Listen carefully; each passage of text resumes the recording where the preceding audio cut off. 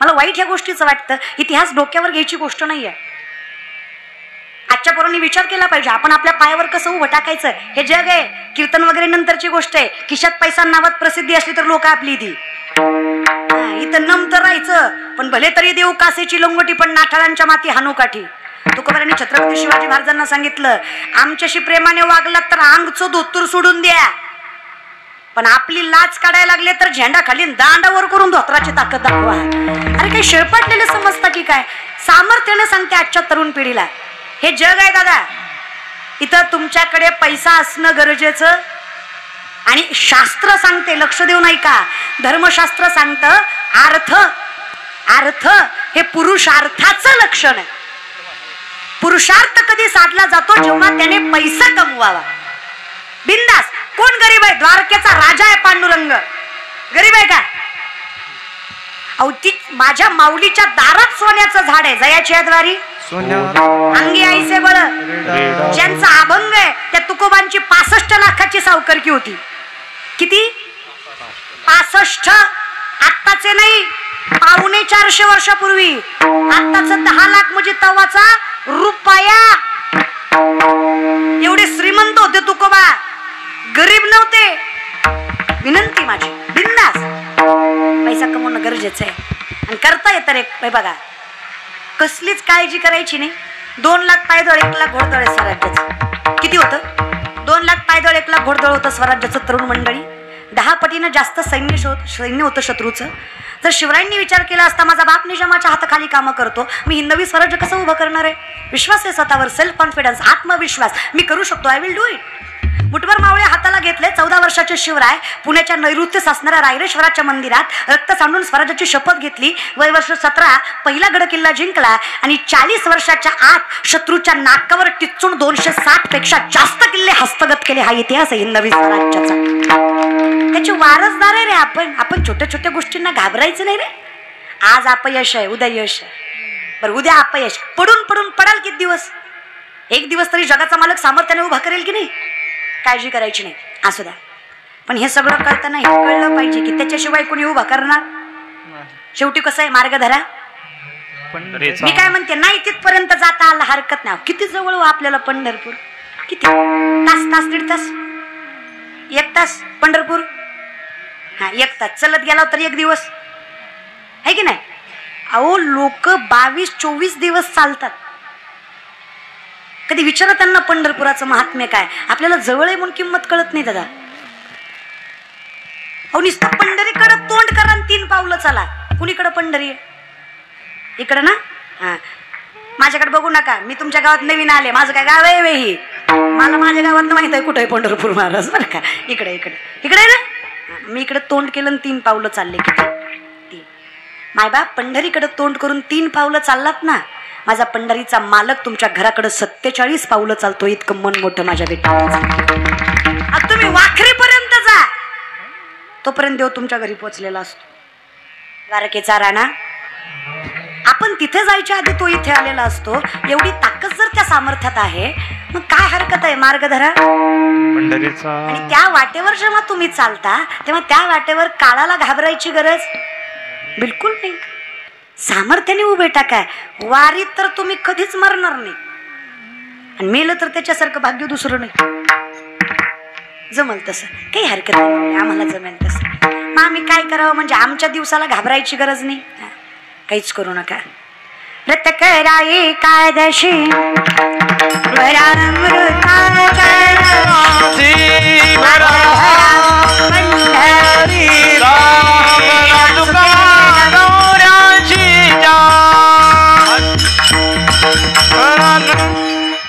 काय करायचं? काही नाही. व्रत करा एकादशी, भरा अमृताच्या राशी, मार्ग धरा पंढरीचा. तेरा चुकेल 84. माझ्यावर लय नेऊ नका, वजन बारकं घेऊन जाईन मला ते. हा ना, ते तिकडं न्या, त्यांची वजन जास्त येते महाराज. उडाले म्हणजे आहे की नाही, पण अजून लय तारका बाकी आहेत माझ्या महाराज. लोक आहे ना कीर्तन घेताना लय मजा करतात. विशाल महाराज नुक ते आपलं सर्जरादासारखं तुमच्यासारखी वारकरी माणसं असली तर नीट बोलते ती. माणूस जर येडा असला तर लई चित्र बोलतो फोनवर. ते खुशाल म्हणत तुमचा प्रोग्राम घ्यायचा होता. प्रोग्राम करते होय रे मी. तुला ह्यो प्रोग्राम दिसतो का? आमच्या गावात सप्ताह होता, तुम्हाला घुसवायचं होतं. काय लोक बोलतील. सगळ्यात भंगार शब्द तुमची सुपारी किती. म्हणजे आम्ही सुपाऱ्या घेतो काय बोलाल बर. त्याच्यापेक्षा भंगार तुमचं तुम्हालाच आणावं लागतंय का आम्ही आणावं लागतंय. नाही नाही गुत्त दे तुझं सोयाबीन खुरपी ते मुकादम मी. अरे काय लागा. त्याच्यापेक्षा हे चित्र तुमचा ढोलकीवाला तुम्हीच आणा. म्हणजे नालायकाला माहित सुद्धा नाही याला पाखावाज म्हणतात महाराज. ढोलकीवाला म्हणतोय ढोलकीवाला. अरे दादा नाही तुमचा बी दोष नाही. कचकच कांद्याचा गबाळ त्याला भजन कसं कळल म्हणा. त्याची आखी जिंदगी तुझ्यासाठी गेले तुझ्यासाठीच गेले. जेवढे गेले तेवढे. बरं खरं सांगा विनोद बाजूला राहू द्या. ज्याला स्त्रीचा आदर करता आला नाही त्याला धर्म सांभाळता येणार आहे. यत्र नार्युस्तु पूज्यन्ते रमन्ते तत्र दैवतः. काय ताकद असते ना महाराज. सामर्थ्याने लक्षात घ्या. असं माऊली फार गोड वर्णन करतात. ज्याला माय कळाली ना ज्याला बाप कळाला ना त्याला पंढरीचा पांडुरंग समजून घ्यायची गरज नाही. माऊली सांगतात माय जगन्नाथ बाप जगन अनाथाचा नाथ जनार्दन. या विषयात पण फार आम्हाला अवघडत जायचं नाही. आम्हाला माहित आहे देवा आमचे दिवस जर निर्भय घालवायचे असतील, आमचे दिवस जर आम्हाला समाधानात घालवायचे असतील तर आम्हाला तुझ्या नामचिंतनात रमणं गरजेचं आहे. एवढी एकच गोष्ट. सांगड बांधारे बांधारे भक्ती सांगड बांधारे बांधारे भक्तीची नारायण नामाची नारायण नामाची नारायण नामाची. सांगड बांधारे बांधारे भक्तीची सांगड बांधारे भक्तीची नारायण नामाची नारायण नामाची. काय म्हणायचं. ज्ञानदेव म्हणे काय व्यासाची या खुना. आता तुमच्या खुना कळायला मी व्यास बी नाही ज्ञानदेव बी नाही महाराज. नाही असं कारभार आहे काय सांगतात. असू द्या असू द्या. आणि तुम्ही लय विचार करीत जाऊ नका. लोक अख्खं कीर्तन सोडत्यात आणि पुन्हा म्हणतात ताईला चिठी दिली होती महाराज. चिठीमध्ये काही नसतंय. कोणतरी येणार आहे त्याच्यामुळे थोडं 10 मिनिटं वाढवा किंवा आलेत म्हणून 10 मिनिटं एवढंच असतंय. पण लोक इतकी भंगार आहेत. अख्खं कीर्तन विसरणार. चिठी दिली होती तुला काय करायची. दिली होती तर दिली होती महाराज. आता काय करतो आहे की नाही काय अवघड आहे बाबा महाराज. त्याच्यामुळे माझं बी लय अवघड आहे. काय सांगताय आम्ही तर कसंही केलं तरी अवघडच आहे महाराज. असू द्या. पण खरं सांगू माणसं फार विचित्र बोलतात कधी कधी. मालकरी कधीच वाईट नसतो. माझं वाक्य ऐका. जे म्हणाला आम्ही डोळ्यानं बघितलं. मालकरी कधीच वाईट नसतो. वाईट लोक माळा घालतात. फरक लक्षात घ्या. महाराज कधीच वाईट नसतो. वाईट लोक महाराज होतात. हे तुम्हाला कळलं पाहिजे खरं काय आणि खोटं काय. महाराज लोकांच्या पाया पडले लेकरू होतं म्हणे. माणूस आहे का पुतळी तुम्ही.